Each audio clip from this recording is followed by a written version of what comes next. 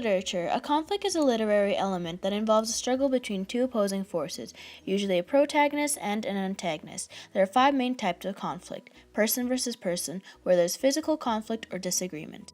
This was when Alan found out about David's interaction with Sophie, but more importantly, Sophie's secret.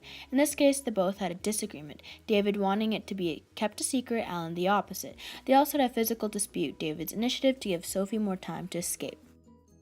This was more of the disagreement beliefs. It was their beliefs and opinions of the Wagner Foundation that caused them to have a disrupted relationship, not to mention David being a deviation. Incidents such as Joseph whipping David only caused this disagreement to grow.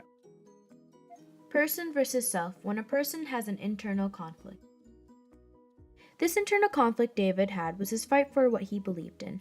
This was very clear when he was having one of his routine talks with Uncle Axel. He comes to him for advice in what he should do in regards to his inner demons.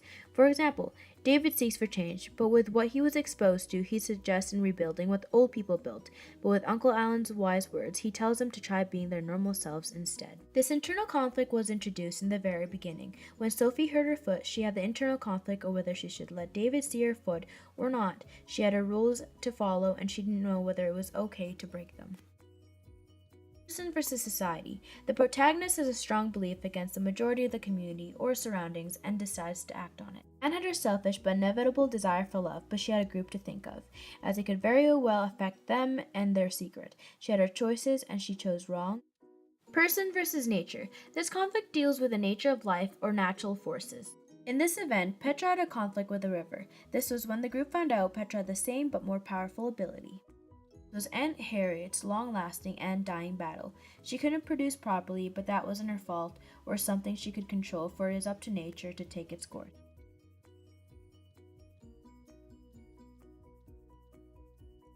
David uses a simile to describe the city he repeatedly dreams of. He mentions that when he dreams of this place, it's mostly in the daylight, but he uses a simile to describe what he sees in the night. The two unlike things being compared are the hanging lights to the glowworm. In the simile, Axel compares souls to nails, which seems to devalue them. He is also saying to me that everyone is the same, whether they're deviant or keeping the true image. As souls have the same value, we are all worth the same. This seems to be a general message of the book. Everyone is the same inside. Also, by using the word nail, it has given me the image of their religion being dull and hard as nail can be. Used by Uncle Axel in Chapter 8, this metaphor refers to the emptiness of the preacher's words. He is angered towards the use of tribulations because the preachers don't understand what it means, but only preaches it to gain fear. The rusted meter represents Wagner religion. As throughout the story, I learned that just like rust, the religion is old and have been interfered with, thus distorting the image seen and information being preached. David uses this alliteration in the chapter to describe the city. He continues on from this alliteration to inform the reader on what else he could see: streets, the buildings that line them, waterfront, even boats in the harbor, yet waking up to realizing he had never seen such things before.